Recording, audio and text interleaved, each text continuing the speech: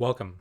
Tonight we're going to talk about rhetoric, and I think that there is going to be some technicality.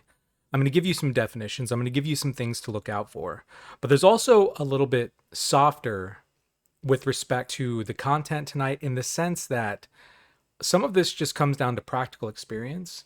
I mean, it kind of reminds me of like when I was a little kid and my dad would say, "Mijo, come over here and let me give you some consejos," right? Which is like, my son, come over here. I want to give you some advice.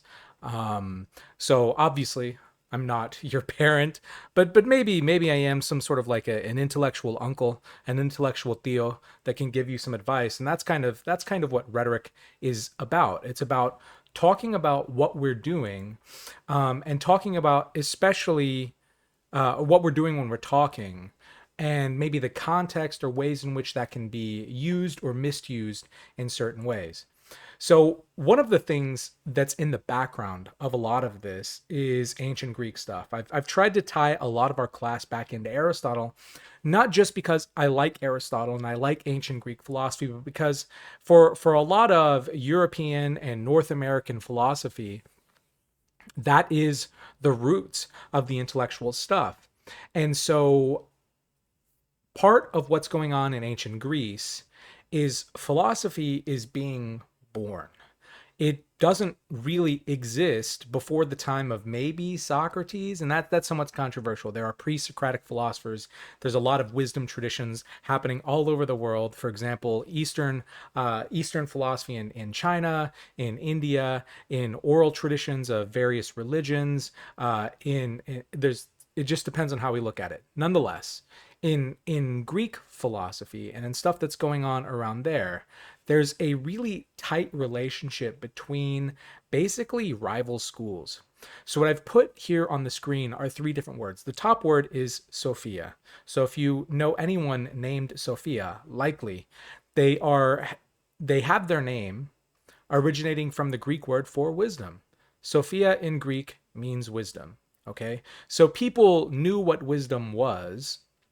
There were sages all throughout the ancient world. Maybe most famously, a guy named Thales. Uh, I could give you a lot of stories about these people, but um, basically, these were people that were revered as wise, as understanding how the world worked, as understanding maybe deep truths or deep values or ways to understand the world in a non-superficial way. Now, related to this, and this is the second word, were these group of people called sophistes or sophists. And what a sophist was, and they're really closely related to orators or to rhetors, but what a sophist was generally speaking, this is someone who knew speech incredibly well. They knew arguments very well. They knew Greek poetry and values incredibly well. They knew fables. They knew values. They knew words. They knew ideas. And they would spin speeches for you.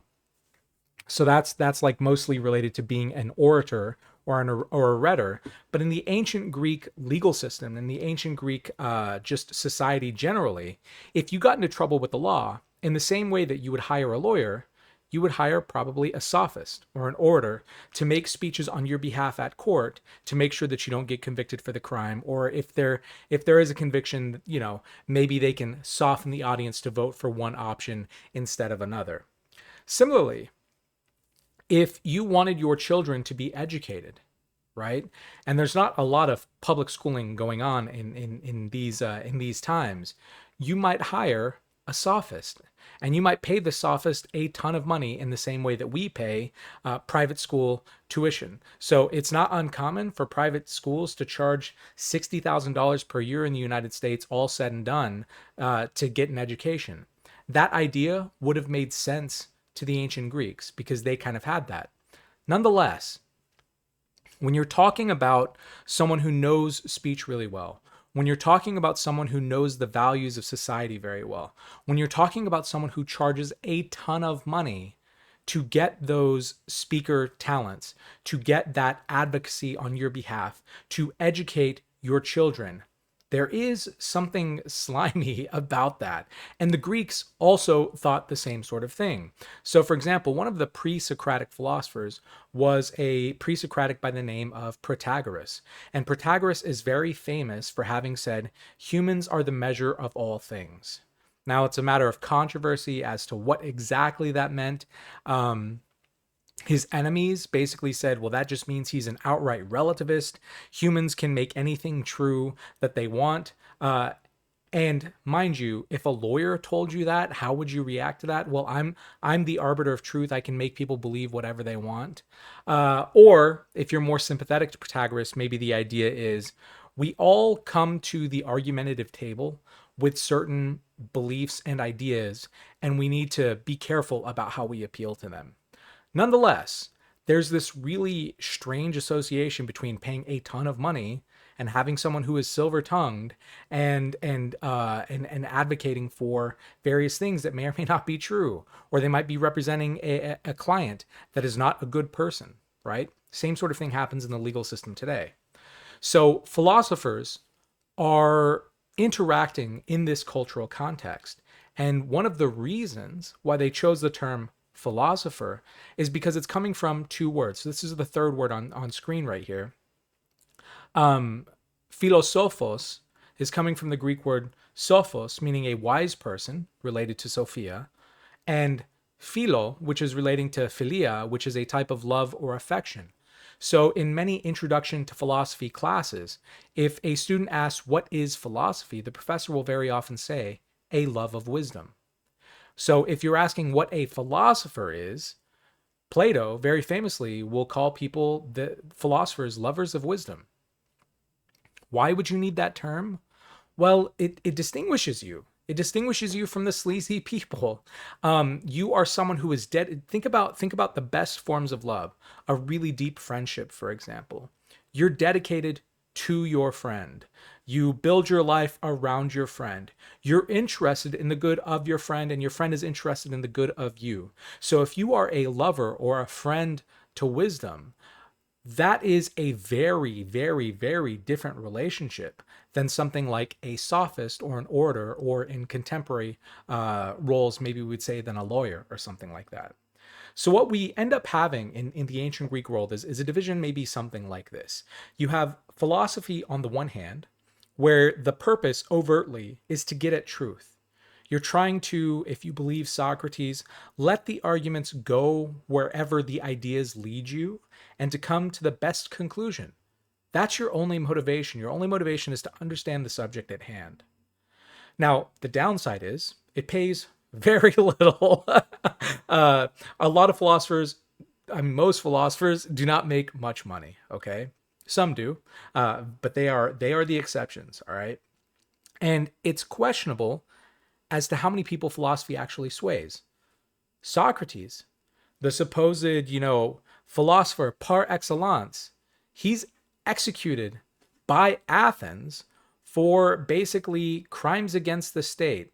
They accused him of corrupting the youth, of making the weaker argument the stronger, and basically not respecting the gods or the values of Greek society. So despite the fact that he was incredibly wise and incredibly clever and really good with his language in a lot of ways, he couldn't avoid capital punishment.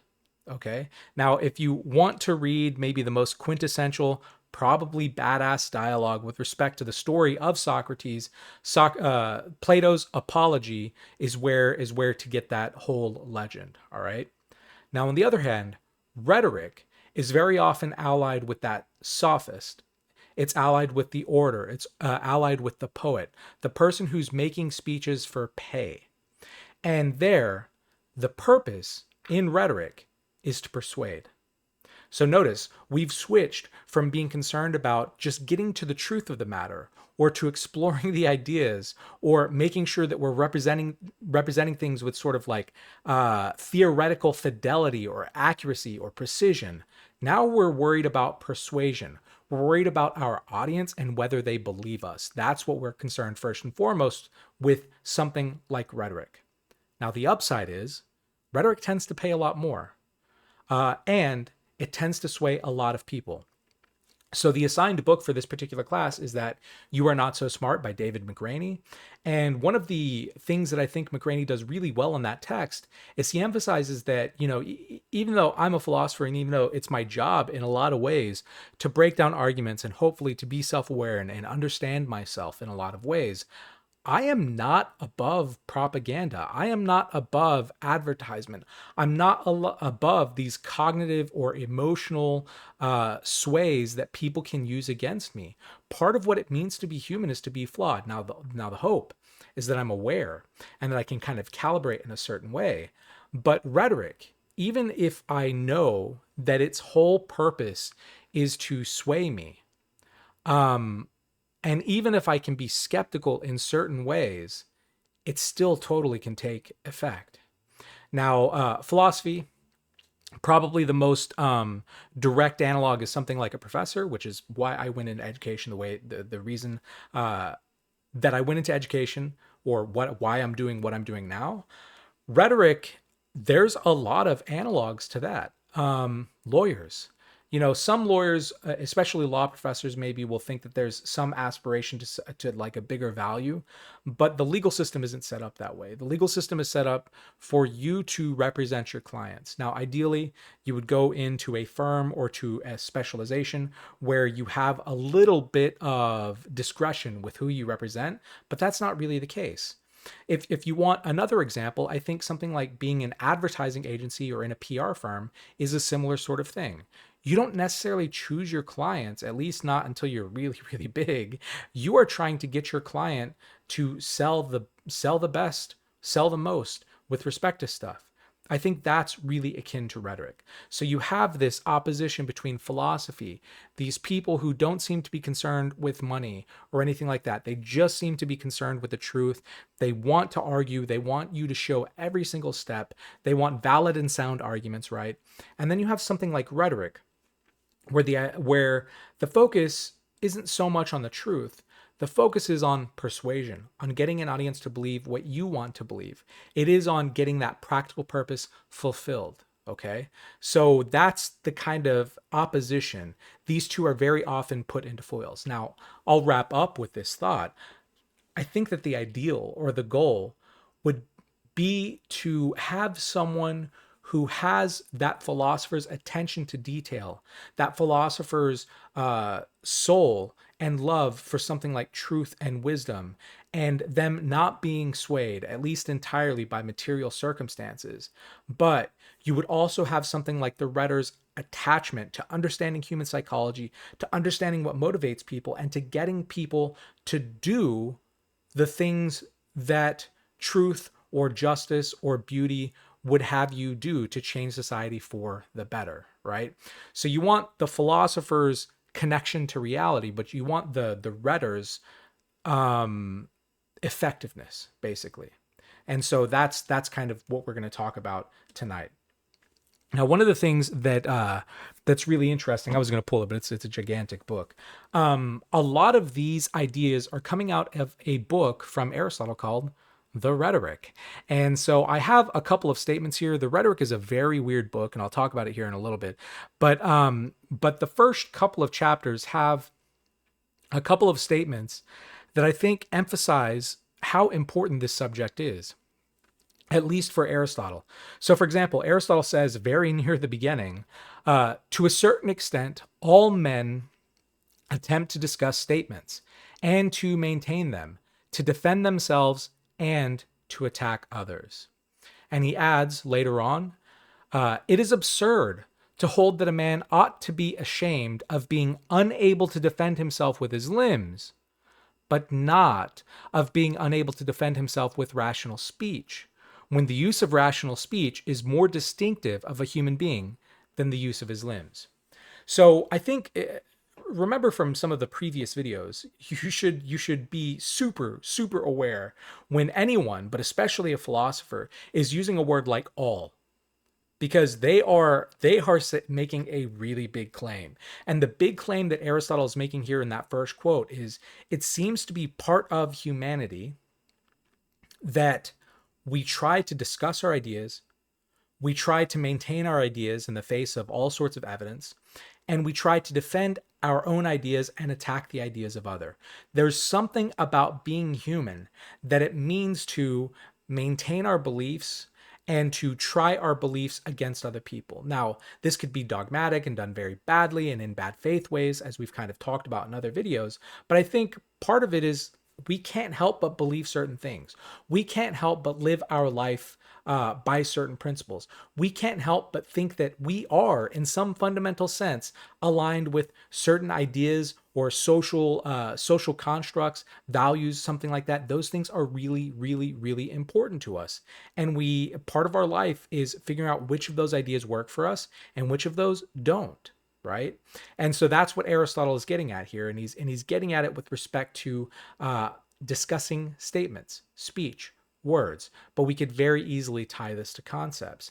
And then the second part here, and I think this is really fascinating, where he's not outright saying some macho thing like that we should shame people for not being able to defend themselves, physically. This is why it's important to take self-defense or whatever else. Nonetheless, I mean, the Greeks were very much kind of like us, obsessed with sports. So physical education was really important to them. They had games all over the place, whether it was at funeral games, as you might see in some of the ancient epic poetry, or the Olympics, which are ancient Greek.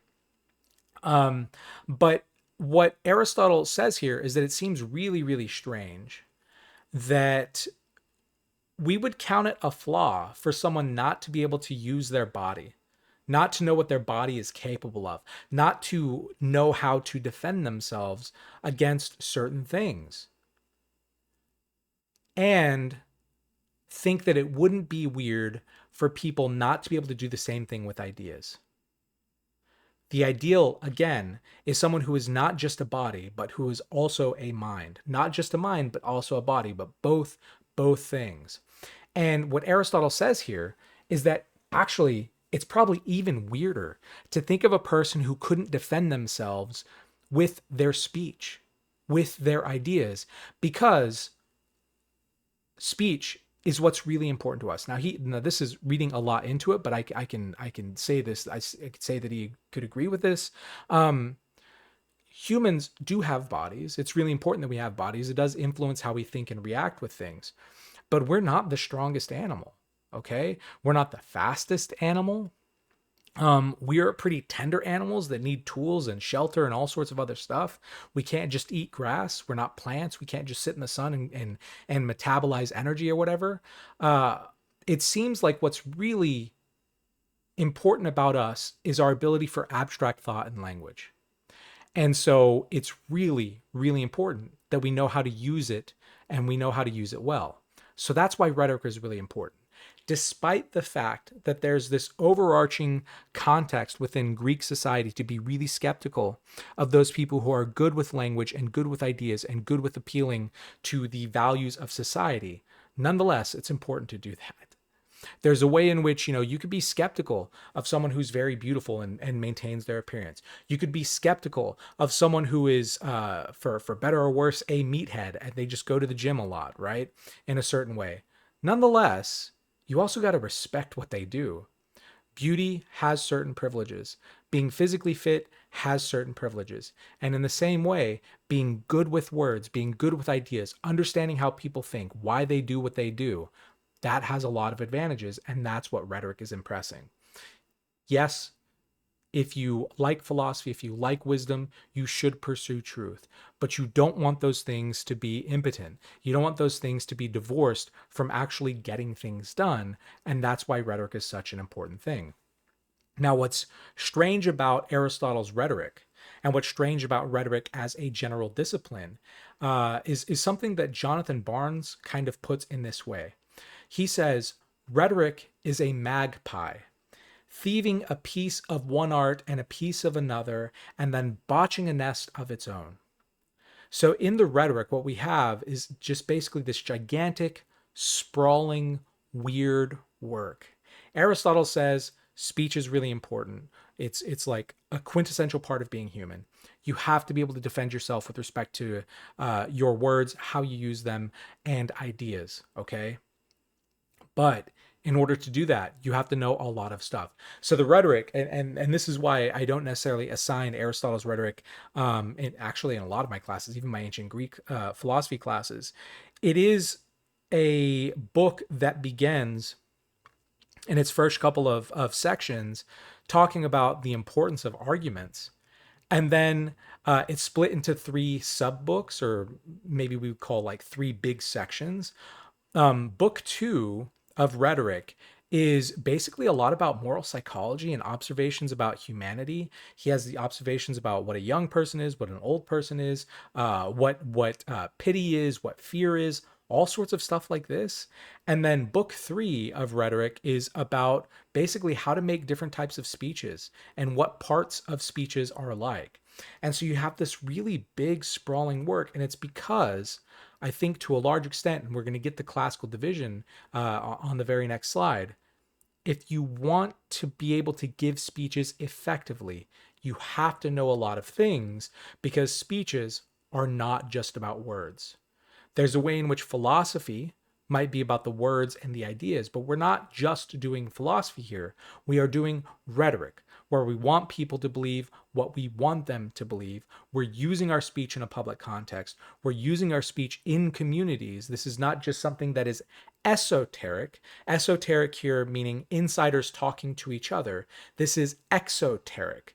This is us talking to other people who might not be sympathetic to us, who might not know everything that we do. It is talking to an audience. So again, if you compare maybe the conversations that you have with your best friends to the conversations that you have with a room full of maybe hundreds of strangers, they're going to be super different. When you're talking with your best friends, you have inside jokes. You know a lot of the same stuff. You can refer to people that you mutually know.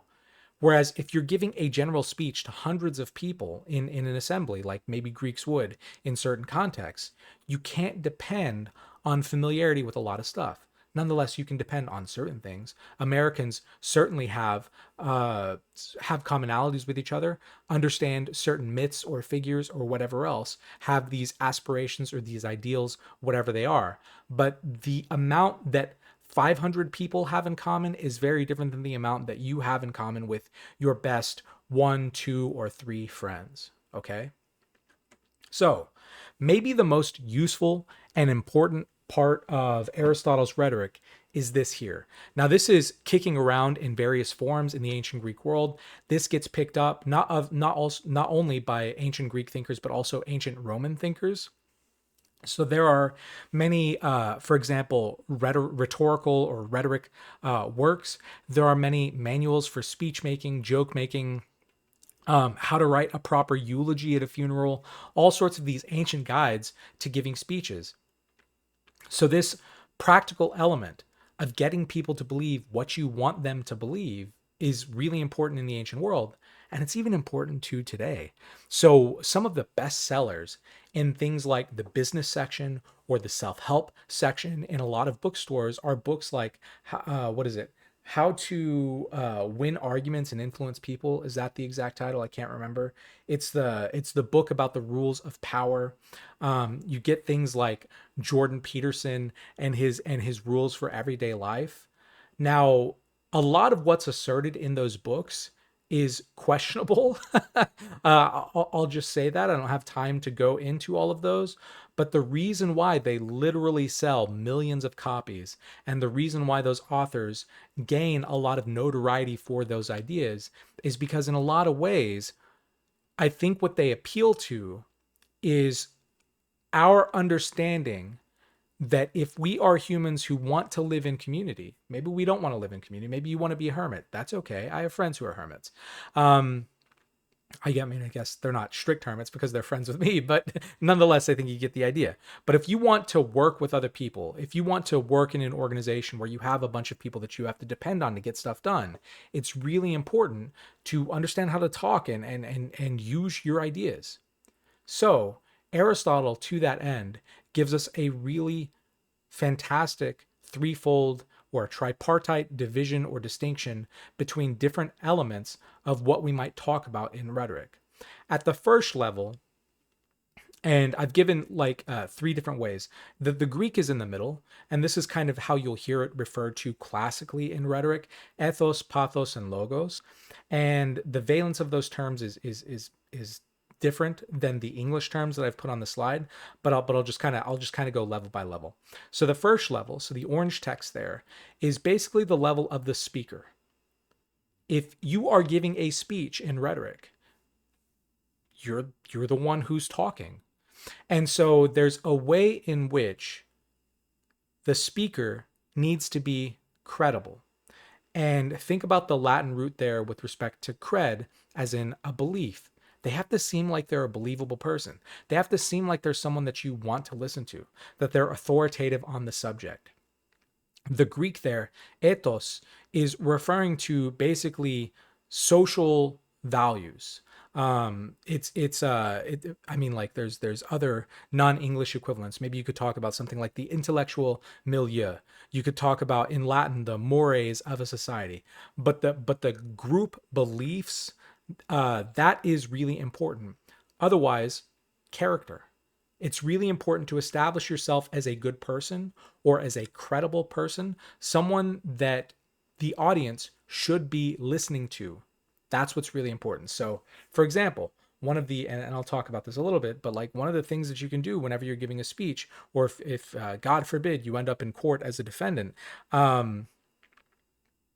wear presentable clothing, get a haircut, um, make sure that you follow procedures, etc. Like you just want to come off as a credible kind of person. That's sort of one way of thinking about rhetoric. The second element, which is the blue text there, is about the audience, or pathos, or emotion. So the Greek there, pathos, is emotion, but it's also maybe suffering. So you could think about really deep, intense emotions. And what is emphasized here is, and this is why rhetoric is just this sprawling work, understanding what motivates people, understanding how emotions work, understanding what emotions might do within the context of an argument. So we have the speaker, then we have the audience, and then the last thing, which we're not going to talk a lot about, except for ways that it goes wrong, is about the content, or the logos, or the reasons that are operative in something. So logos, obviously very closely related to our word logic, but it could mean an account or a story or reasons, okay? So I have if you go vertical columns, there may be like different ways that you could talk about stuff. You could think about the speaker, the audience, and the content of the speech. You could think about ethos, pathos, and logos, or you could think about speaker credibility, their character. You could think about the emotions of the audience or the audience's maybe character or psychological reactions. And then you could talk about the reasons, the things that the speech is actually trying to get you to believe or get you to do in certain contexts. So this threefold division is something that's really important, and it's something that many, many people have picked up on and used within the context of rhetoric. So philosophy, focus on logic, the content, the ideas, you're just trying to get at the truth. Rhetoric is about getting your audience to believe what you need them to believe. It's about actionable stuff. It's about presenting yourself and using your speech to do whatever you can to get people to believe something. So you can separate form and content, right? You can separate the truth of something from getting someone to believe it, all right? Ideally, we would want those things to be coinciding and to be doing the right thing, but they very much can come apart. And I think the example of lawyers or of advertisers is probably one of the easier ways to think about how those things can come apart. Okay, so let's just start diving in. With logos, or with the reasons, this is probably most closely related to things like our formal fallacies, or whenever we were talking about non sequitur arguments in some of the previous, especially the previous videos, where we're talking about how arguments might break down, how the conclusion might not necessarily follow from the premises, or how the conclusion might not probably follow from very strong evidence that you present in an inductive argument. Nonetheless, I think that Aristotle says some really important things with respect to rhetoric here. And one of these is kind of like a meta concern with respect to what things we might give speeches about. Aristotle, in a lot of ways, says that the domain of rhetoric, or the kinds of things that we might give speeches about, are not about everything. Okay. And in particular, these kinds of speeches aren't about super technical things, and they probably aren't about things with a high degree of certainty. So he says this in Rhetoric, but he also says this in Nicomachean Ethics, where the idea is if you're asking an engineer for a talk about their plan to build a bridge, you do not want that engineer to just be an ideas person. You don't want that engineer to just give a rousing, spirited speech. You need to see some calculations. You need to see some proof. Same sort of thing with math or physics or geometry. That when you're talking about really certain things, when you're talking about stuff where there's a lot of precision, that like speeches, even though we do communicate in words, we're not looking for pretty speeches there. We're looking for stuff that works, that has precision, etc. Nonetheless, a lot of life is not like that. So if I'm trying to get you to believe that I didn't commit a crime, or if I'm trying to get you to buy what I'm selling you, I can't give a mathematical proof with respect to that. All right. There is a little bit of softness with respect to the kinds of things that we talk about. A lot of these things are called soft skills. Now, I think that's a little bit of a misnomer. When you call something a soft skill, you can kind of maybe relegate it to a lower level, or maybe denigrate it, think that it's not that important, but it's so important. People skills are really, really important. And this is kind of what it's about. Now, I'm not going to talk, like I said, about the formal fallacies, non sequitur arguments, but I am going to talk about ways in which people who are rhetoricians might use logic or logos seeming appeals that very much are something that you should be suspicious of whenever you start to hear them. Now, one of them, and I think that this is really, really important, especially in contemporary politics, is what's called the Gish Gallop. Now, if you're a debater, maybe you've already run into this term, but I think a lot of people don't know this term. And the Gish Gallop is basically a rhetorical tactic where you talk fast, you talk about a lot of things, you don't care about how accurate your statements are or how strong the evidence is. You basically say as much as you can in a certain period of time to overwhelm your opponent and to watch them scramble. Okay, so there are certain politicians that are really, really good at this. So whenever you use the Gish Gallop, what it can look like to an untrained audience is that you have a lot of evidence, you have a lot of proof, you've given a lot of different stuff to try and prove your point. And then whenever your opponent is replying to that, your opponent very often is going to look out of sorts, unorganized, and just thrown off. They're not going to look very credible because they don't know which reason to deal with at like first. So the Gish Gallop is one of these ways where debaters, if they start doing this, you basically have to stop it early. Just be like, hey, let's slow down. Let's go reason by reason. Or do you want to pick one or two of the ideas that you feel like we could have a discussion about first and foremost? Or what is the most important stuff that you're talking about? Or maybe you can ask them questions.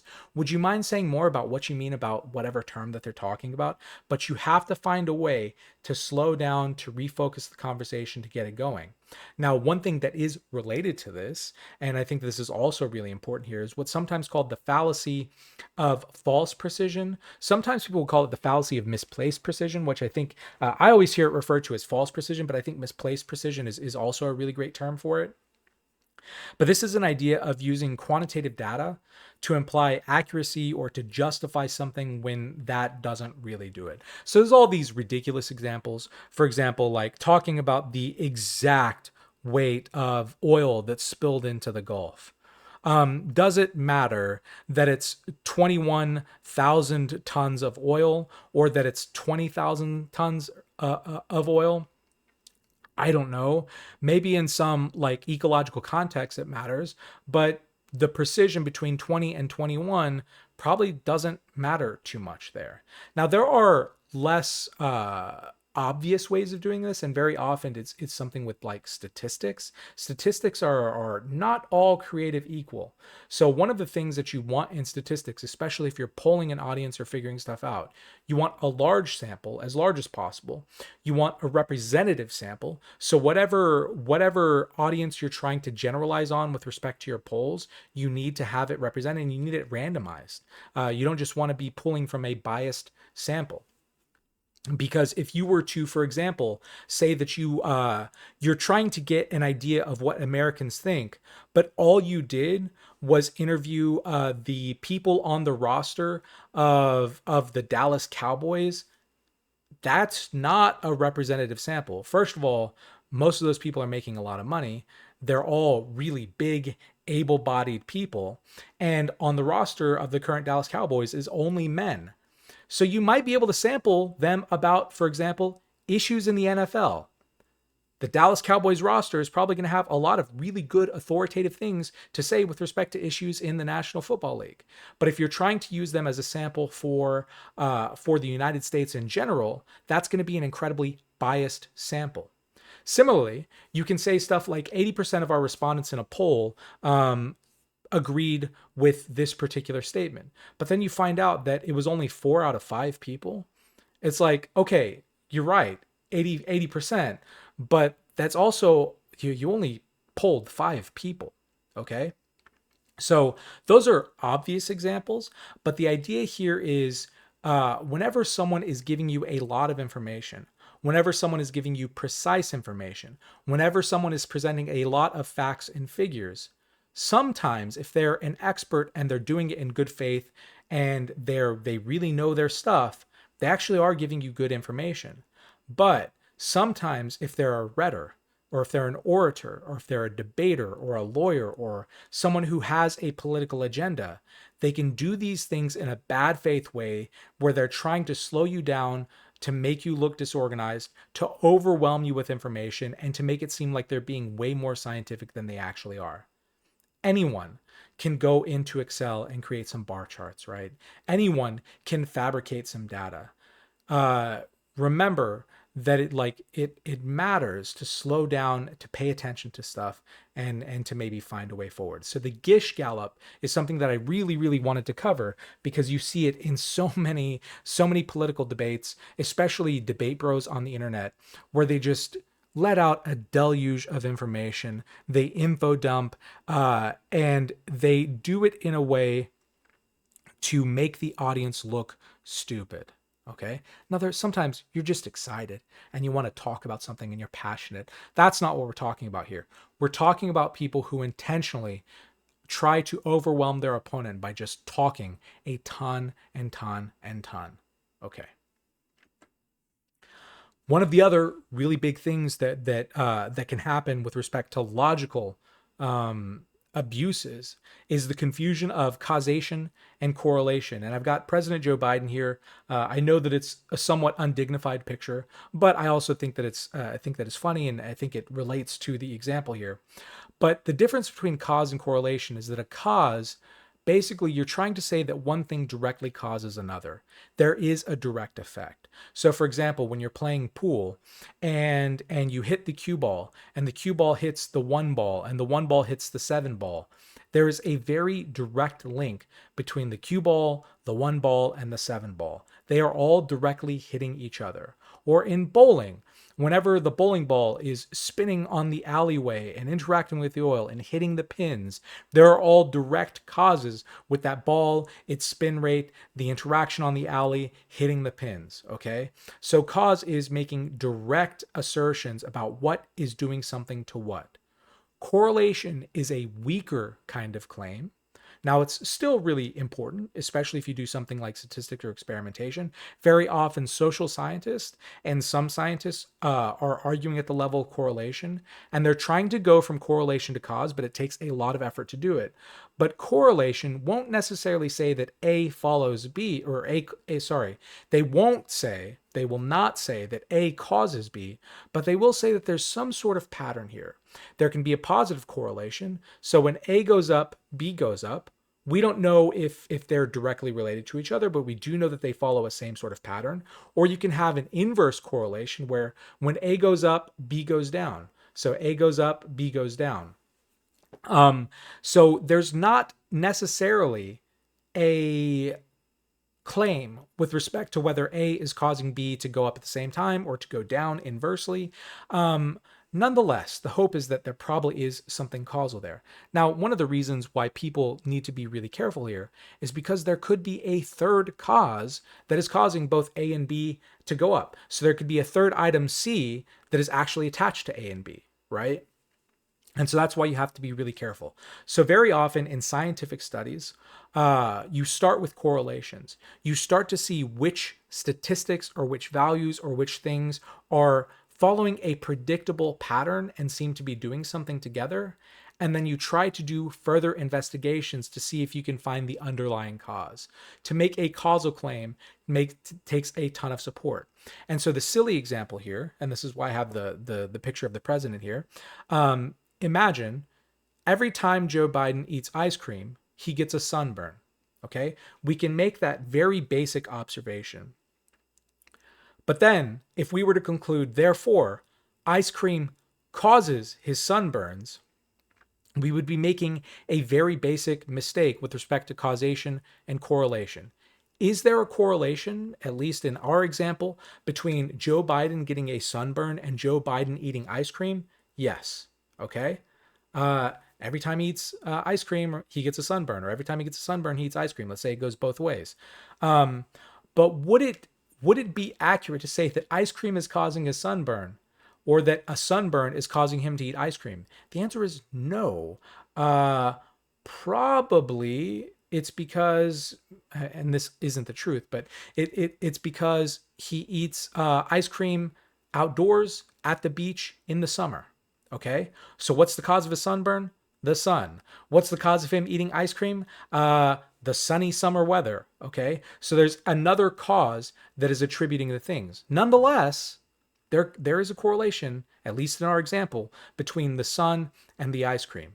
So you can have a correlation. You can have two things that seem to be closely tracking with each other, but they don't necessarily cause each other because there might be some other thing that you haven't considered.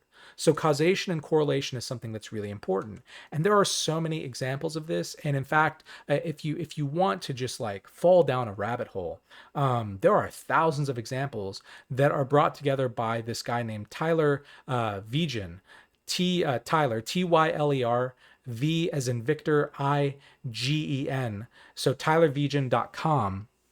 And he has this really wonderful set of things called spurious correlations. I think even got, turned into like coffee table books. But here's a graph of, in the black dotted line is votes for Republican senators in Nevada. And the red solid line is the number of UFO sightings in Nevada. And you can see here that these two things follow each other relatively well. And he has the statistical information to kind of like say how he came to this correlation.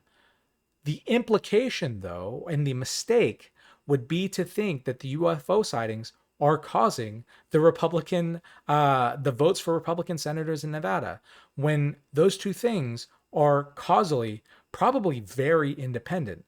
Nonetheless, correlations might invite that causal association, but you have to be very, very, very careful moving from a correlation to a causation. Correlation, or two things seeming to be tied together in the ways that they're appearing in the world, does not imply causation, meaning those two things are having direct interactions with each other. Okay? So that's something that's really important to keep in mind. Another one, and I think that this is a tough one, and it's a tough one especially in the current political cycle, given the election year, or given pretty much most election years, because you'll see the same sorts of arguments rehashed every single time. But this is one that it took me a lot of time to learn in my life. Certainly, I was more susceptible to this in my 20s. Now that I'm, getting closer to 40, I'm less susceptible to it. Nonetheless, I think that there is a fallacy of the perfect solution. Sometimes people, I think, call this the nirvana fallacy. But One of the things that we have to be very careful about, especially in the realm of politics or policy or figuring out how an organization is going to work, is we need to be really, really, really careful whenever we're measuring practical proposals against perfect ideals. So the fallacy of the perfect solution is basically the idea that there is no perfect in the real world. Now, obviously, we want ideals to guide us. We do want to aspire, for example, toward total justice. We do want to aspire toward moral goodness. We do want to aspire toward being the most beautiful and best people that we can and forming beautiful and good communities with one another. Okay? That's what we want to do. But if we think that a single piece of legislation or if we think that a single policy within an organization can get us all the way there, that is a fundamental misunderstanding of what's going on. Even though it's really dangerous, it's really, really dangerous to put off fighting for justice, especially for a marginalized group. You can't go for everything all at once. You have to be strategic. You have to be strategic. And so what this very often brings up are these arguments between in principle versus in practice. So you'll have these people like they'll say, if you've ever seen The Big Lebowski, for example, Walter says this kind of stuff like it's the principle of the matter. It's the principle of the matter. That's fine. But if what it does is it causes you to say that you're not going to vote, or you're not going to advocate for any policy because they all suck, or you just stop debate altogether, there's a way in which you don't even make incremental progress. Now, I'm not telling you not to advocate for things. I'm not telling you not to protest. I'm not telling you to go along with injustice or anything like that. But what I am saying is being strategic here. Because if you compare something to the ideal, of course it's not going to hold up. To a certain extent, it's really, really, really easy to play critic. It's really easy to find flaws. It's really easy to advocate for the devil. The world is imperfect, okay? It is not a profound thing to identify injustice.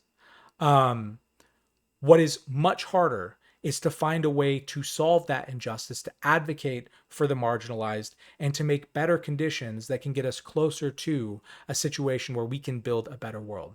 Now, I'm not necessarily telling you to compromise, okay? But what I am saying is, given that you can't fight every single battle at once, you have to prioritize your battles.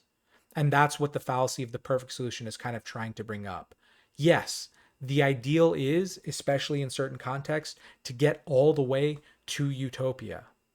But we can't do that all at once. We have to be careful here. Now, one thing that I'll give here, and this is more, Theo, kind of like trying to give you some consejos, give you some advice, is be really careful about your ideals because there are a way in which your ideals can be used against you. Maybe one of my favorite pieces on this is a piece called Duty and Desolation by a philosopher named Ray Langton. And she's building on the work of another philosopher named Christine Korsgaard. But one of the things that both Korsgaard and Langton kind of talk about with respect to ethical theories that create perfect duties to always tell the truth is the way in which that might be used against you. The obvious example is something like World War II. Let's say that you are hiding Jewish people in your basement. Let's say that the Gestapo comes to your door and asks if you're hiding Jewish people in your house. If you have an obligation to always tell the truth, you can't lie in that context. And if the Gestapo know that you're the kind of person who always going to tell the truth, they're going to use that ideal against you. There are ways in which, in an imperfect world, you can become an instrument of evil if you hold to ideals too stringently. And that's the idea here with the perfect solution. Is it justifying that in the perfect world that we wouldn't all tell the truth? No, in the perfect world, we would all tell the truth. But we don't live in the perfect world. And sometimes seemingly good things or seemingly appropriate criticisms can take us further from putting us in the position to make practical progress. So the idea is sometimes that we have to do in this very ugly, unsatisfying, nauseating way, especially in politics, is to take a small L if it puts us in a condition of making a further win in the future. So the fallacy of the perfect solution, even if maybe you don't think that it's a fallacy, even if you do think that there are certain things that you will never compromise with respect to, that's fine. But the idea is be very careful about setting the ideals too high. Setting the ideals too high. And on the slide, the only thing that I didn't really talk too much about is the appeal to ignorance. Be a little bit cautious of people who say, well, we can't know for sure. So an appeal to ignorance basically says, because we don't know something for sure, we just can't know it all. Listen, especially in practical matters, you probably have an idea. There are probably some analogous cases that can give you a little bit of evidence. So, for example, if we look at something like healthcare policy in the United States, is there any other country that has 350 million people roughly, that has a gigantic economy, that has a super diverse populace? And the answer is, well, not really. The United States is kind of unique with respect to that. We are the better part of an entire continent, super culturally diverse, etc. Nonetheless, we still might be able to learn lessons from Japan. We still might be able to learn lessons from Germany. We still might be able to learn lessons from the United Kingdom or Canada. So it's not like we don't have analogs with respect to healthcare policy or economic policy or whatever else. Even though America, the United States of America, is unique, we can certainly reason from other examples. Okay, and so that's the other idea here too. You can point out disanalogies between the United States and, say, Japan. But if you're talking about, for example, investments in infrastructure, or investments in, technological research or something like that, there's probably ways in which you can make that analogy pretty well. Just because there are elements that aren't known, or just because you don't know with 100% certainty, does not mean that you don't know. So whether it's complete and total political perfection, or whether it's complete and total intellectual certainty, yeah, we don't get to 100% in the real world. But that doesn't mean that we give up. That means that we try to put ourselves in positions where we can do better and better. And that's what this is about. Okay. So that is all I'm going to talk about with respect to logos, or maybe abuses of seeming logic or seeming reasons. Now I'm going to talk a little bit about pathos and the audience's emotion. So one of the things that Aristotle kind of notices here is, especially in speeches, okay? So we're not talking about philosophers. Philosophers, and as I've said in class, we want to see what are all of the premises, what are the conclusions, what's your evidence, how are you getting there, slow down. Or in math, maybe I don't know if contemporary math teachers said it, but they certainly said it when I was in elementary school and high school. Show all your works, show all the steps. Okay. Nonetheless, in practical stuff, in practical context, we don't want the whole story. We have acronyms like TLDR or TLDW. Too long didn't read. Too long didn't watch. A lot of my friends say that I have TikTok brain or brain rot because I want stuff said in 5 seconds. Because mentally, I'm scrolling, I'm checking out after about 5 seconds. Aristotle makes a similar observation with respect to speeches. He understands that the most effective speeches are effectively enthymemes. They're enthymemes. Remember that the technical definition of an enthymeme is an argument that's missing a premise or a conclusion or both. An enthymeme is an argument that's missing a premise or a conclusion or both. So the idea is, Aristotle says, if you want these speeches, especially speeches to big audiences, to hit, you need them to be short and sweet. You need them to be to the point. And one of the ways that you can do that is by making sure that you understand your audience. You need to understand what their beliefs are. So Aristotle, one of the technical terms is called endoxa, E-N-D-O-X-A. So you want to understand basically how they're thinking, what their ideas are, and you want to connect your conclusion or your bit of action to things that they already believe. You don't want to attack them with a completely foreign or outsider set of values or ideas. You want to appeal to the ideas and the beliefs that they already have. And part of this is understanding how your audience is most likely going to react to things. And emotions can valence, make it seem better or worse with respect to certain things. So, for example, if you make an appeal to pity, this can be a bad thing, but maybe pity will work with respect to raising money for, I don't know, your pet's GoFundMe because your cat falls out of the tree and breaks its leg and it needs a surgery or something like that, right? Pity might work there. Fear. Fear is such a big one, especially in politics. If you can appeal to someone's fear, and it's always been the same stuff. It's one of the frustrating things about studying history, but it's always been the same stuff. Fear of outsiders, fear of weak economies, whatever else it is. If you can invoke fear, that can lead people to certain things. If you can appeal to someone's pride, if you can flatter them, that can do certain things too. Now, you have to be careful. You have to be subtle because some of this can be sleazy. Some of this can come off as like the used car salesperson. Nonetheless, knowing what your audience already believes, knowing what your audience will do or how emotionally they might react, might help you to present your argument in a more favorable light if you can make that emotional connection, if you can connect it to their beliefs, if you can connect it to their likely things. You want them to feel good about something that you're proposing, try to evoke positive emotions. You want them to feel bad about your opposition, try to evoke negative emotions with respect to values or aspects of what your opposition is arguing. That's the kind of rhetorical stuff when you're considering the audience's emotion, the audience's reactions, or broadly, pathos kind of appeals in rhetoric or argumentation. Now, there are many abuses of emotion, but I'm going to give you a few here, and maybe you don't want to call them abuses of emotion, but I think that they have a heavy emotional component here. One is called a red herring. And a red herring is a stinky fish. And as anyone who has tried to give an argument whenever there is something super pungent around, you just can't focus on it, right? You're focused on the smell. You're not focused on what's going on. So red herrings are distractions. And very often, and the reason why I'm putting it in this emotion section is a lot of times an effective red herring, a good red herring, you could use one that's confusing, but if you get one that has a really deep emotional reaction, people are going to have such a strong emotional reaction to whatever you're distracting them with that they go off the rails. Okay.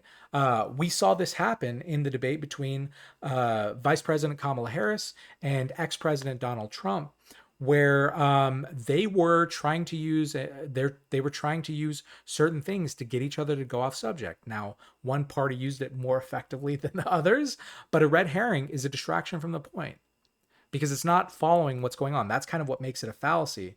But the effective way to get someone to be distracted is to use something that is emotionally evocative. And again, in politics, it's the same stuff.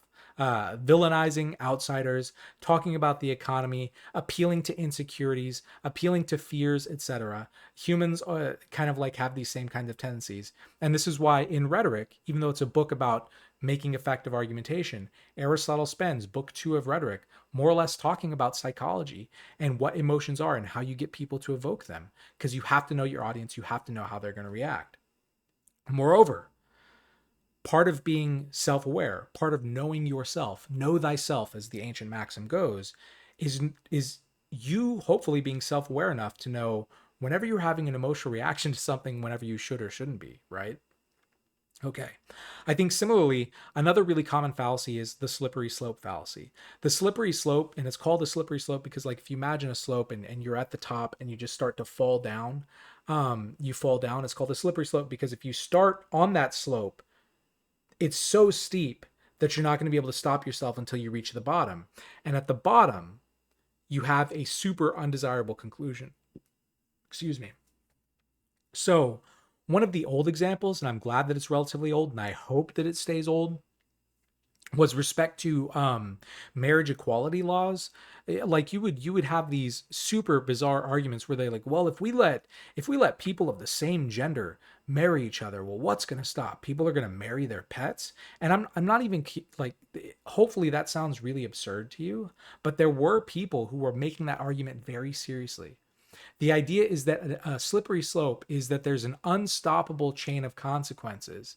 And the last stop on that chain of consequences is something that evokes a really strong emotional reaction. And so what you're supposed to do is panic. You don't even want to start on that path because it leads to so much else. So don't let your 12-year-old child listen to Metallica, because if they listen to Metallica, they're going to start playing Dungeons and Dragons. And if they play Dungeons and Dragons, well, they're going to start playing with Ouija boards, and they're going to start worshiping the devil. And if they do that, well, what they're going to start doing is they're going to start sacrificing, neighborhood pets. And then if they do that, well, they're going to start sacrificing actual human beings. Okay. And so you can see how a lot of the arguments made in the Satanic Panic in the United States were, they start out with relatively innocuous stuff, music choice, and they end up at disastrous consequences. And nowhere is it clear that one thing will actually lead to the other. But because the idea is so horrific that we end up worshiping the devil or making sacrifices, that if you can associate that really horrific thing with one seemingly previously innocuous thing, you suddenly make that innocuous thing look way, way worse. Now, it's a fallacy, because whenever you slow down and you show that there's actually no connection, you can very much stop listening to Metallica. You could be a person who listens to Metallica and be a good person who spends a lot of time, helping people out. Social workers, for example, it's not unusual for a social worker to really like metal or whatever else, or to be a nurse or something like that. So it's a fallacy because it's not a strong argument. Nonetheless, the emotions involved can kind of make people fall for it pretty easily. The last one that I'm going to give here, and I think this is one that I still can't shake and I still struggle with in certain ways, is what's called the sunk cost fallacy.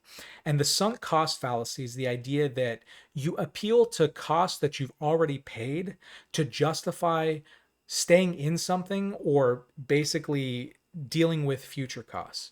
So, for example, one of the things that sometimes my friends will tell me is they'll say, listen, Boomer, uh, you're getting paid worse than a high school teacher, man. And I get that you're really into philosophy. I get that you really love teaching people. But man, you got to think about your future, right? You got to think about your future. And if I were using the sunk cost fallacy, right? If I were using the sunk cost fallacy, I'd be like, well, listen, I spent 4 years at undergrad. I spent 2 years in a master's. I spent 1 year in Germany as a Fulbright. I spent, a year or two out of college making, trying to make decisions about where I'm going to go to grad school. I spent 5 years at a PhD. So we're talking about, what is that, 12 years of formal education, and then already a few years in the career.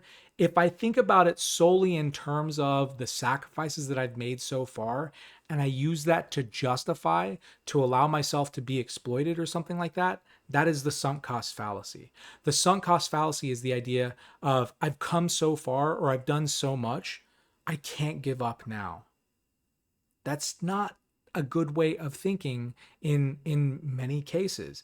In many cases, sometimes you just have to stop. Sometimes it didn't work out. Sometimes it's not worth wrecking the rest of your life, even though you did a lot of stuff. Now, the reason why I'm putting this in the emotional thing is because it sucks to lose. It hurts. It hurts to potentially have done something and basically just not be able to take it any further. I know people who are athletes who sort of reach the same sort of conclusion. So, for example, maybe you were really good at baseball in high school, and then you go and you play at a junior college and you do relatively well, and then eventually you make it to D1 baseball or whatever else, and then you start to try and go through the pros, but you really can only play minor league baseball because you just reach the limits of your abilities. Sometimes you're just not good enough to go all the way to the pros. That's okay. That's okay. You're still way better than most other people, but sometimes you just reach a limit. But at some point, some people have to have that very difficult conversation with themselves, which is like, what do I do now? Right? And very often, the idea is, you're 31, 32, or whatever else. You've spent your whole life playing baseball, and it sucks to give up on your dream. but also it's pretty cool to have fulfilling relationships with people. It's pretty cool to to have friendships. It's pretty cool to make more than $10,000 a season or whatever that you're making in minor league baseball. Um, so you can gain stuff.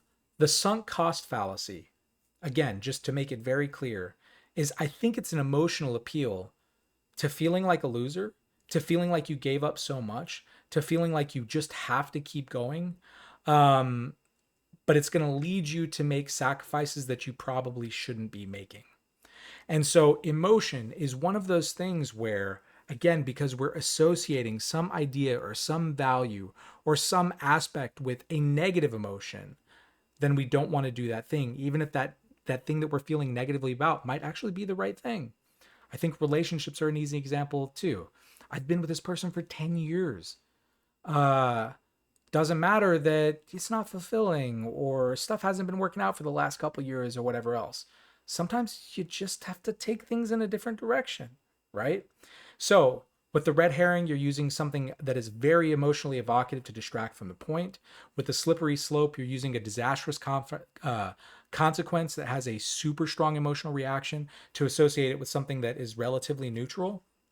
And with the sunk cost, you're using a super evocative emotion of giving up on something or feeling like a failure or something like that to justify maybe doing something that you probably shouldn't be doing because you don't want to pay that upfront cost.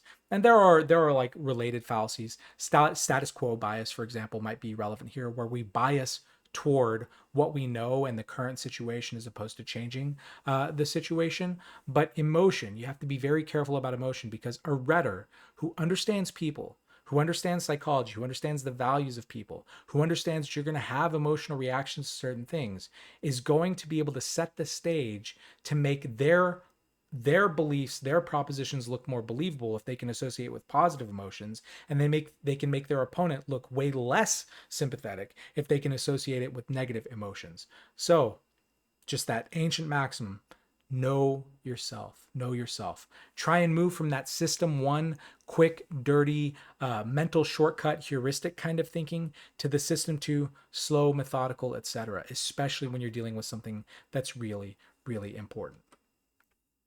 Lastly, uh, we're going to talk about ethos, which is speaker credibility. And as I said, you know, it's pretty easy to kind of talk about. You just want to be a credible person. Now, I think, there are relevant ways of doing this. So if, for example, we want to talk about climate science, we want to talk to someone who has a probably relevant degree or a relevant years of experience in reading a lot of research and doing empirical studies and figuring these kinds of things out. We do not just want to talk to some average person off the streets. Okay, there needs to be an expertise. If you want to figure out what is the best way to write a will for your family, you want to talk to a lawyer who deals with wills and trusts and estates. You don't just want to talk to some random person off the streets. If you want to talk about what will be the best way of treating a particular type of cancer, you want to go talk to an oncologist. You don't just want to talk to a random person off the street. There are ways in which credibility can be something that's really good.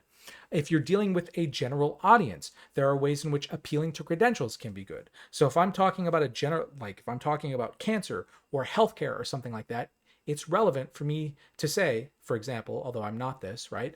I'm an MD. I did my residency here. I did a fellowship here. My job is to work as a doctor. This is what I do. Therefore, I'm credible. You should listen to me, right? If I'm talking about something like plumbing or being an electrician or something like that, it's really relevant to say, well, I am a journeyman electrician and I did these kinds of things and I've worked in residential, I've worked in commercial, I've done all of these things. That's really important to do. What you want to do is establish yourself in that way. And again, you can kind of like give cues with your appearance, you can give cues with your tone, etc. Now, this stuff can get really dicey in certain ways. So, for example, one of the ways I didn't put here, but I just want to remind you of a point that I made in a previous video. Credentials and experience need to be directly relevant to what you're talking about. I have a PhD in philosophy, in ethics and ancient ethics in particular. It was is my specialization, ancient Greek ethics. Um, you should not take advice from me on engineering.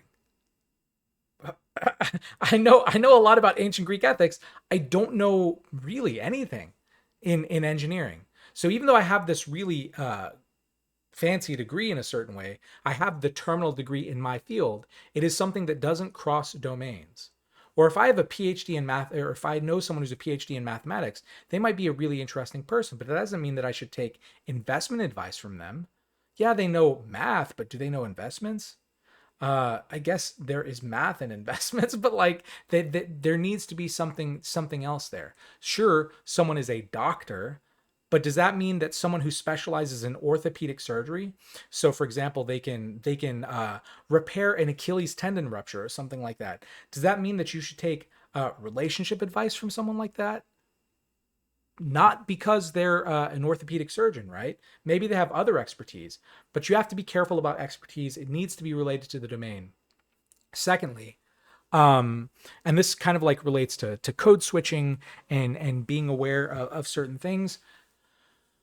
One of the things that you can deal with respect to speaker credibility is, and I think that people from the South will kind of like feel this too. The Southern accent is not often taken as a very intellectual accent. People can underestimate you if you speak in a certain way, or if you speak with a really heavy foreign accent. Sometimes people will underestimate you or whatever else. Or if you start speaking really loudly and passionately, some people will say, hey, can't you just calm down and be civil or whatever else? Now, sometimes it's relevant to calm down and be civil. Sometimes it's just a way of tone policing so that you don't have to listen to someone. Like if there is a mortal issue, an issue that is leading to life or death, think it makes sense to be a little upset. Think it makes sense to give passion, impassioned pleas with respect to something. Okay, so this ethos thing, the credibility thing, can cut many different ways. Lawyers, especially, especially manipulate this. I've had defense attorneys say stuff like, my clients, whenever I represent them, if they are a man, we are immediately making sure that they have no facial hair. We are getting them a haircut. We're getting them a blue suit with a red tie to make them feel, to make them look tranquil and authoritative. We are coaching them on how to exactly answer questions. That's what we're doing. If they're a woman, we are getting them to have these kinds of haircuts. We're getting them to get like a pantsuit, etc. Because you have it all worked out. Or if you think about what you wear to a job interview for a corporate job, same sort of thing. Does what someone wears to a courtroom or what someone wears to an interview have much to say with respect to what their job is? Probably not, but it is nonetheless a way that certain people might look for credibility in a speaker. So whenever people are talking about appeals to ethos or appeals to speaker credibility, they're talking about those kinds of ways: credentials, experience, appearance, manner of speaking, whether with emotion or without, that might make someone uh, more believable with respect to what they're saying. Now, again, this cuts both for and against things. It's not necessarily good that we're judging people with a Southern accent to be less intelligent. It's not necessarily good that we're judging people who are impassioned and speaking really strongly, maybe even swearing, right, as being a not rational or not saying rational things. That's not the point of rhetoric. The point of rhetoric is to point out what the likely reactions are and how that's going to affect your credibility in a given audience. It's not to say whether it's right or wrong. Okay. Now, I think that the two most probably like important fallacies with respect to this, and this is in addition obviously to things like tone policing, which probably is not productive in a lot of ways, or there's an entire branch of applied epistemology talking about injustices, epistemic injustice or testimonial injustice, basically the ways that we choose to believe people or not based on certain things. You can look up some terms or ask me for further readings on that sort of stuff. But I think that two relevant fallacies here are called ad hominem and tu quoque here. Ad hominem just simply means to the person, to the person. But basically what they are is they are attacks on a person's character as evidence for not listening to them. And tu quoque allegations are basically what it means, and you, or you as well, a you too. It's basically calling someone a hypocrite to discredit what they're saying. Now, the reason why these things can be relatively soft and relatively wishy-washy is these are not good arguments if they're taken as justification, but you can kind of like say these in arguments in certain ways. So, for example, um, does it matter that my engineer has a problem smoking a vape and putting zins in and is addicted to Red Bull or something like that? Yeah, probably not too much. As long as the math works out and maybe they're part of an engineering firm, it's not really all that relevant. But if you were to say, what do you know? You're just like constantly on energy drinks and caffeine and nicotine.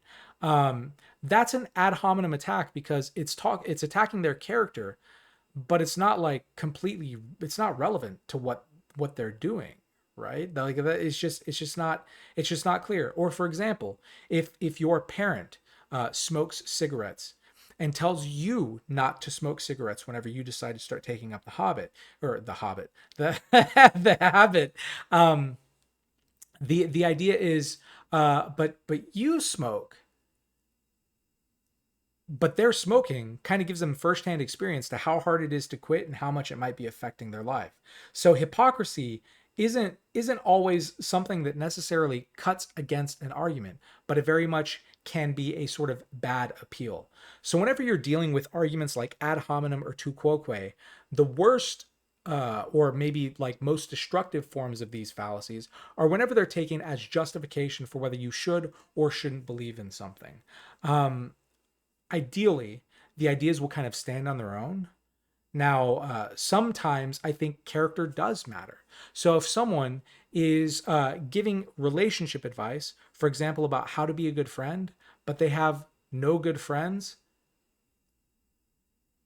um, and you're insulting them as someone that's just completely you know, unfriendly, combative, surly, all those sorts of things that prevent them from having friendships, maybe that counts in a certain way as evidence that, they're not all that credible with respect to that particular domain. Maybe not, though. Maybe you should just be listening to the ideas themselves.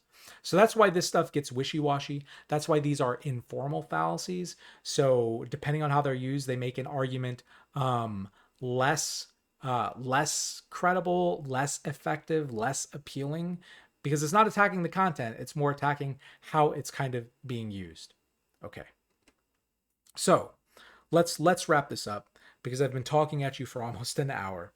Aristotle's Rhetoric, one of the things that he says is it's just really, really important for humans, and it's really deeply important to humans to be able to use their speech, to be able to use their words, to be able to attack and defend ideas.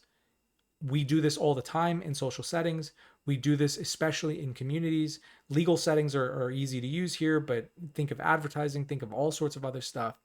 There are ways in which we need to be able to use and discuss ideas. We need to be able to use and discuss values because that's part of what it means for us to live in communities and live in communities where we might not agree with each other. That's okay, but we have to find ways to navigate that and to cooperate. Now, given that we're constantly around information, given that people on social media are giving small speeches on TikTok or whatever else, given that YouTubers do this, given that Facebook does this, given that newspapers do this, one of the things that you have to do is not just to be a philosopher. Ideally, a philosopher again can slow down, look at the definitions, make sure that there are all the terms are clearly defined, make sure that the arguments are valid, the conclusion necessarily follows from the premises, making sure that it's a sound argument, that all of the statements in the argument are actually true, right? We can do that. But a lot of times, especially if we need people to believe or to be persuaded by what we're saying, we have to be aware of how complicated these things get. We don't just focus on the logos. We don't just focus on the reason. We don't just focus on clear definitions and valid and sound arguments. We also focus on who is my audience? What do they know? What do they feel?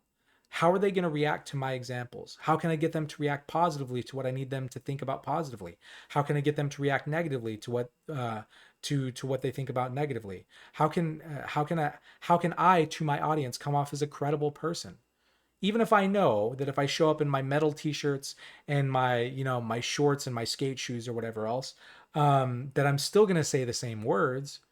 But if I can wear a suit and it's something that, like, where I'm going to advocate for a cause and it could really help people out, okay, I'll put on a suit or whatever else. That's fine. That's fine. Or for example, I officiated one of my best friend's weddings recently. I could have said the same words in skate shoes and shorts and a metal shirt, but I didn't. I wore a suit because it's really important to respect my friend's ceremony and stuff like that. And that matters. It matters to be credible. It matters not to put the attention on you in wrong ways or whatever else. The words would have been exactly the same, but the appeal is very, very different. Okay. Uh, the emotions thing is also really interesting. So, interesting aside, Peter Singer wrote this really influential book in animal rights called Animal Liberation. He talks about how one of the most effective parts of that book wasn't his argument. He's a philosopher. He's really good at arguments, albeit very controversial in philosophy. One of the most effective parts in that book, he said, was pictures of slaughterhouses. Turns out it's a little bit tougher to be okay with eating meat from factory farms if you see how animals are butchered in something like a factory farm, right? So does that affect the argument? Not really, but it makes the argument more emotionally visceral. It makes people to feel in certain ways. So what we're getting at here is basically, and this is the second and third point on this particular slide, and then the final point, which is the final point is the goal is to say true things as ideally a philosopher would, but you want to say it with authority and you want to say it with impact. You want to come off as someone who's worthy of listening to, and you want to present your arguments in an emotionally evocative way to where an audience maybe won't just be neutral, to where they will be moved to believe what you want them to believe and to do what you need them to do. This is especially the case in something like politics, or especially in the case of forming communities. You don't want this to just be neutral. We are not Vulcans. We're not robots. We're not people who are unemotional. Maybe some of us are less emotional than others, but the idea is the ideal is to say true things, but to say it with impact. Because logic without emotion or logic without credibility maybe is something like the worst kinds of philosopher. And here I'm using it in a pejorative or a bad kind of sense of someone who seems like they have their head in their clouds, someone who seems like they're detached from life, the persons in the so-called ivory tower. This is very often used as an insult because it represents someone who is not attached to reality. So could they be saying true things? Yeah, sure. But does it seem like they really get the struggles of everyday people? Probably not. Okay? So logic just by itself very often will not do much by means of convincing lots of other people who are not academics.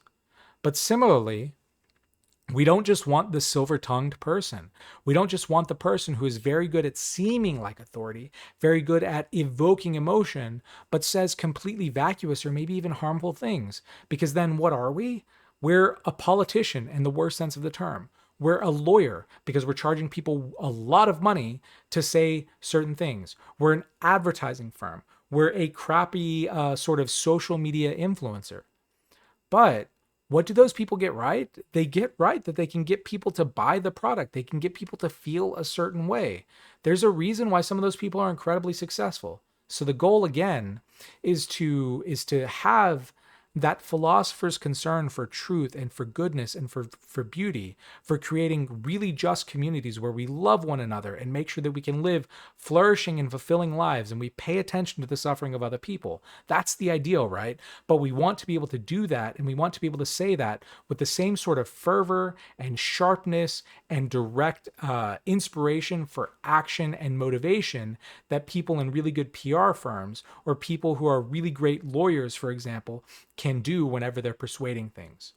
So, yes, philosophy very often focuses on the truth or the logic or whatever else. And yes, the rhetoric very often focuses on coming off as credible and evoking powerful emotions and persuading, no matter what the particular goal is. But the ideal is that we marry those two together. So, what I hope this lecture has done is it's given you an opportunity to see how maybe philosophy and rhetoric differ. Philosophy aims at truth, rhetoric aims at persuasion. Philosophy aims at clear definitions, validity, and soundness.